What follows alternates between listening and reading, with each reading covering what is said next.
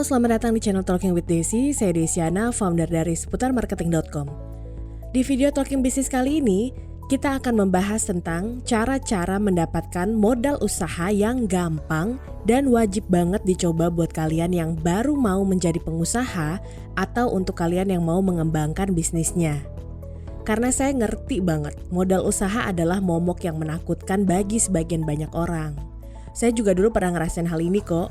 Jadi melalui video ini saya harap dapat membantu kalian semua yang lagi bingung mau cari modal usaha supaya lebih semangat nih dalam merintis bisnis barunya. Tapi sebelumnya, ayo kita dukung channel ini supaya selalu membuat konten-konten yang bermanfaat bagi banyak orang dengan menekan tombol subscribe dan like video ini.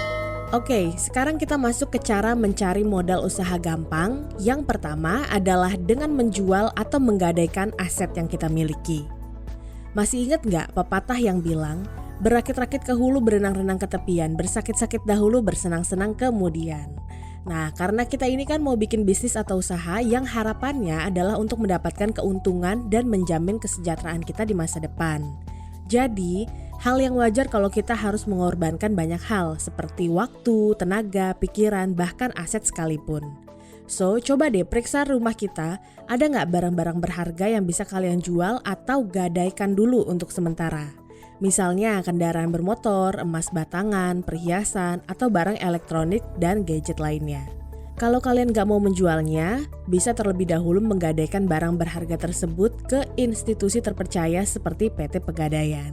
Nah, buat kalian yang belum memiliki aset berharga yang dapat dijual atau digadaikan, tenang, kita akan masuk ke cara mendapatkan modal usaha yang kedua, yaitu dengan cara mengajukan pinjaman kepada orang-orang terdekat. Biasanya, orang-orang terdekat kita tuh selalu siap mendukung karena pengen banget ngelihat kemajuan dari diri kita, baik secara kemajuan finansial maupun karakter.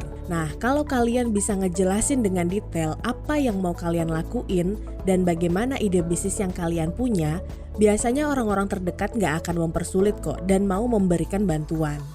Coba deh ajuin pinjaman kepada orang tua, saudara, teman, tetangga, atau siapa saja yang menjadi orang terdekat kalian.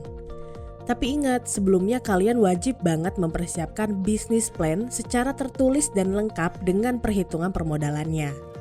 Jelaskan juga kepada mereka bahwa uang tersebut akan digunakan sebagai modal usaha, dan berikan estimasi kapan akan dapat dikembalikannya atau berapa persen keuntungan yang akan mereka dapatkan kalau mereka mau meminjamkan modal untuk bisnis kalian. Tapi gimana dong kalau nggak ada orang terdekat kalian yang bisa meminjamkan uang untuk modal usaha? Kalian masih bisa kok coba cara yang ketiga ini, yaitu dengan meminjam di koperasi. Koperasi simpan pinjam juga merupakan tempat yang bisa kalian manfaatkan untuk mendapatkan pinjaman modal untuk usaha. Bunga pinjaman untuk usaha kecil biasanya juga relatif rendah kok, jadi nggak terlalu memberatkan pebisnis pemula. Biasanya untuk bisa minjem uang, kalian itu harus menjadi anggota koperasi terlebih dahulu dan membayar iuran simpanan wajib dan pokok sesuai dengan ketentuan anggota di koperasi tersebut. Setelah itu baru deh kalian bisa membuat proposal pengajuan rencana bisnis dan modal yang diperlukan. Setelah melakukan pengajuan pinjaman, proposal diproses terlebih dahulu oleh pihak koperasi. Selanjutnya, kalau sudah disetujui akan dilakukan akad pinjaman koperasi dengan dijelaskan mengenai mekanisme pencairan, lama pengembalian, dan ketentuan yang berlaku termasuk bunganya. Saya juga masih memiliki rekomendasi cara mendapatkan modal usaha yang keempat, yaitu dengan mengajukan kredit tanpa anggunan atau biasa disebut KTA. Kalian gak perlu menyiapkan aset untuk bisa mendapatkan pinjaman dari KTA ini. Selain itu, syarat pengajuannya juga lebih mudah kok dibanding permodalan dari bank. Tapi, sebagian KTA memberlakukan bunga yang cukup besar, jadi kalian harus cermat dalam membandingkan program KTA yang mau diambil. Kalau mengajukan pinjaman melalui KTA, kalian tuh bisa mendapatkan pinjaman modal mulai dari 30 juta sampai 200 jutaan.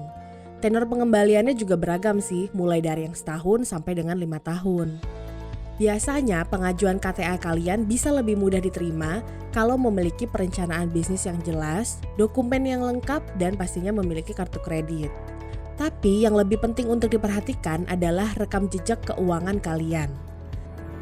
Karena bank akan benar-benar melakukan pengecekan. Jadi, pastiin Anda memiliki skor kredit yang baik dan tidak memiliki tunggakan kredit sebelumnya. Oke, next kita akan bahas cara mendapat modal usaha gampang yang kelima, yaitu melalui kredit usaha rakyat atau KUR. KUR adalah program yang dibuat oleh pemerintah untuk membantu usaha milik rakyat seperti usaha mikro, kecil, dan menengah. Melalui KUR, Anda yang memiliki usaha di bidang pertanian, industri, perikanan dan kelautan, kehutanan, dan jasa keuangan simpan pinjam itu bisa mendapatkan modal usaha. Dengan bunga 7% per tahun, Anda bisa meminjam melalui program KUR hingga 500 juta rupiah. Dan tenor yang diberikan juga cukup panjang, yaitu 72 bulan atau 6 tahun. Agar bisa mendapatkan pinjaman modal usaha, Anda perlu menyiapkan beberapa dokumen seperti kartu identitas, SIUP atau TDP, akte pendirian usaha, laporan keuangan, juga persyaratan lain yang ditentukan oleh bank. Cara keenam yang bisa Anda coba kalau mau mencari permodalan untuk usaha baru adalah melalui P2P lending. Pada intinya, P2P lending yaitu menghubungkan antara pemberi pinjaman atau pendana dengan peminjam secara online. P2P lending memungkinkan setiap orang untuk memberikan pinjaman atau mengajukan pinjaman untuk berbagai keperluan. Ketimbang mengajukan pinjaman melalui lembaga lain yang prosesnya jauh lebih kompleks, sebagai alternatif kalian bisa mengajukan pinjaman yang didukung oleh sesama pengguna sistem P2P. Oleh karena itu, sistem ini disebut peer-to-peer. Sebagai peminjam, yang perlu kalian lakukan adalah mengunggah semua dokumen yang dibutuhkan untuk mengajukan pinjaman secara online. Permohonan pinjaman Anda bisa diterima ataupun ditolak tergantung dari berbagai macam faktor. Kalau permohonan ditolak, Anda harus memperbaiki segala hal yang menjadi alasan penolakan permohonan tersebut. Nah, kalau permohonan diterima, suku bunga pinjaman akan diterapkan dan pengajuan pinjaman Anda akan dimasukkan ke dalam marketplace yang tersedia, agar semua pendana bisa melihatnya dan dapat mendanai pinjaman tersebut. Nah, kalau kalian ingin memulai usaha kecil-kecilan, cara ketujuh ini juga bisa dicoba loh, yaitu mencari modal usaha dari calon konsumen Anda. Loh, emang bisa kita dapat modal usaha dari konsumen?